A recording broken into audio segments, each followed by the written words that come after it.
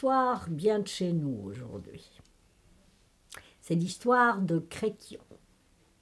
Créquion, c'est un petit homme. Il habite une petite maison, dans un petit village, dans un petit pays.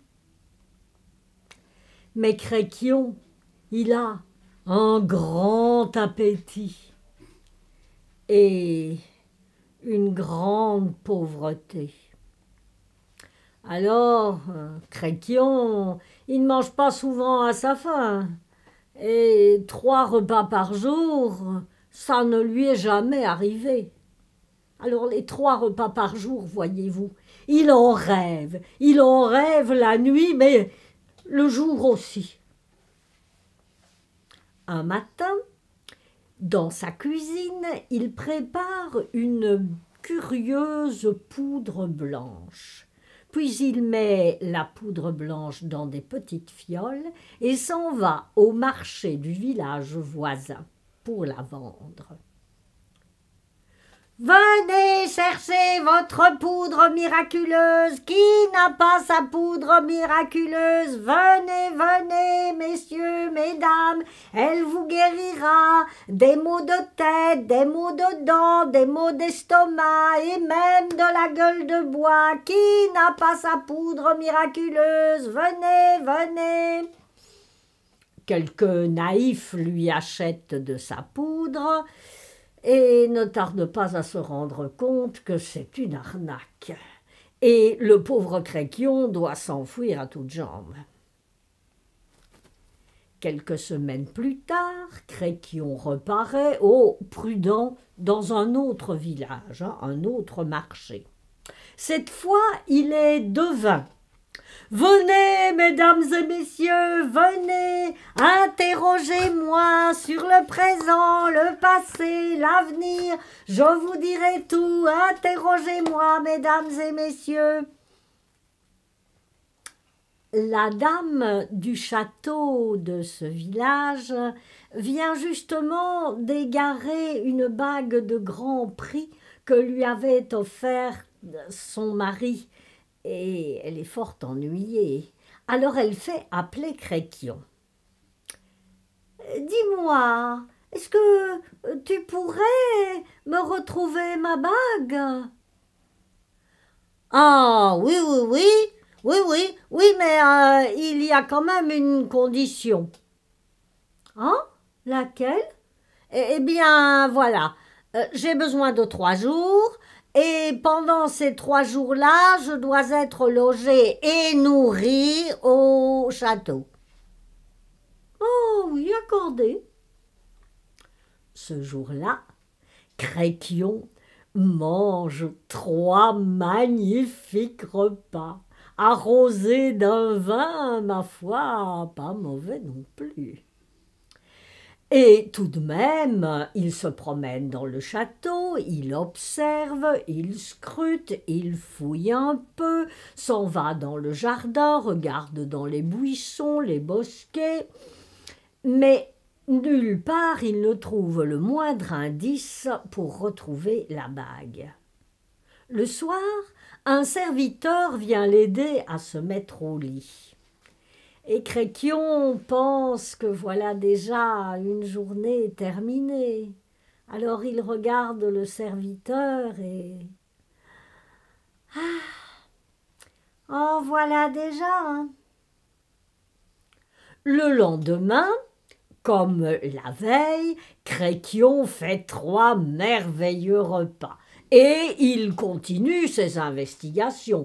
Il ouvre les coffres, les crédences, il fouille un peu partout, mais toujours nulle trace de la bague. Alors le soir, quand un 2e serviteur vient l'aider pour se mettre au lit, il regarde ce 2e serviteur et... En voilà 2. Le 3e jour se passe comme les 2 autres. Créquion mange merveilleusement bien. Et il a beau fouiller et refouiller, il n'a toujours absolument aucune idée d'où peut se trouver cette fameuse bague. Alors le soir, quand un troisième serviteur vient le mettre au lit, Créquion le regarde et pense que son répit est vraiment terminé.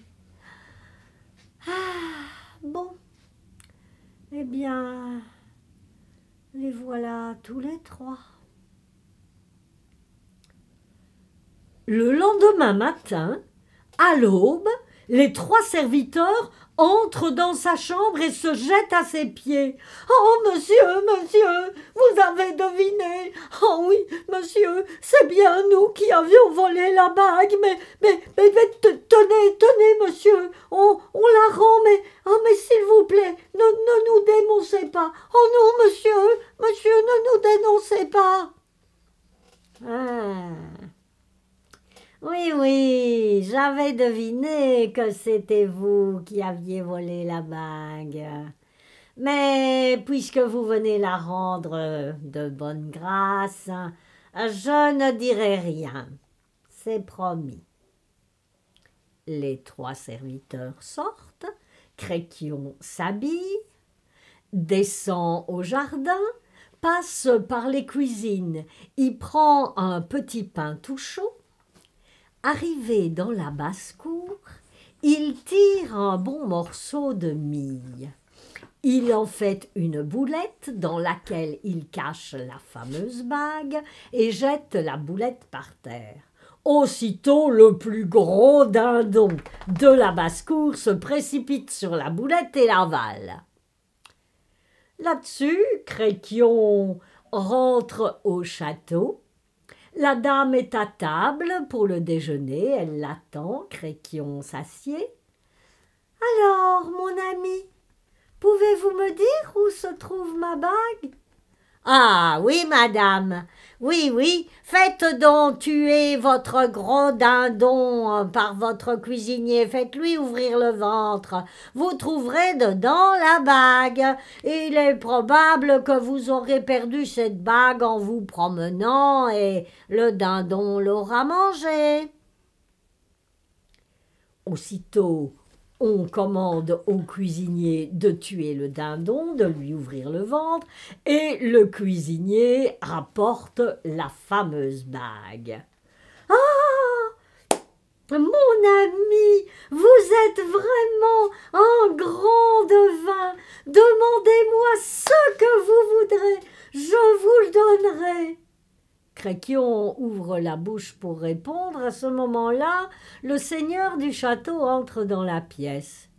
« Qui est donc cet homme, ma douce ?»« Ah, c'est un grand devin. Regardez, il a retrouvé la bague que j'avais perdue. » Un devin, vraiment. Nous allons voir. Apportez-moi 2 assiettes creuses, s'il vous plaît.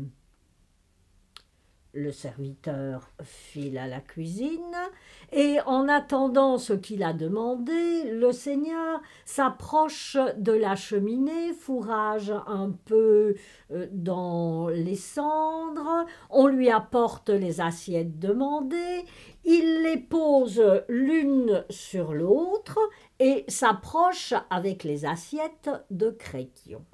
« Alors, mon ami, qu'y a-t-il entre ces 2 assiettes? Si vous pouvez me le dire, comme l'a dit mon épouse, nous ferons de vous un homme riche.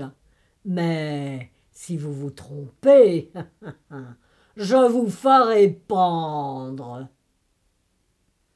Créquion regarde le seigneur, regarde la dame, pâlit, tremble, transpire à grosses gouttes.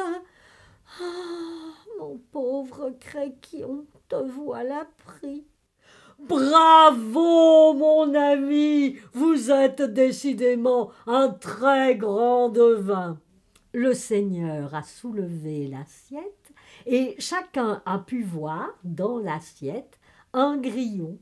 Ce grillon fut cause que notre devin devint riche et put enfin se payer pour le reste de ses jours ces 3 repas par jour dont il rêvait tant. Et pour ceux qui, par hasard, n'auraient pas tout compris, sachez que dans notre belle Wallonie, dans notre région, grillon, eh bien ça se dit créquion. À bientôt.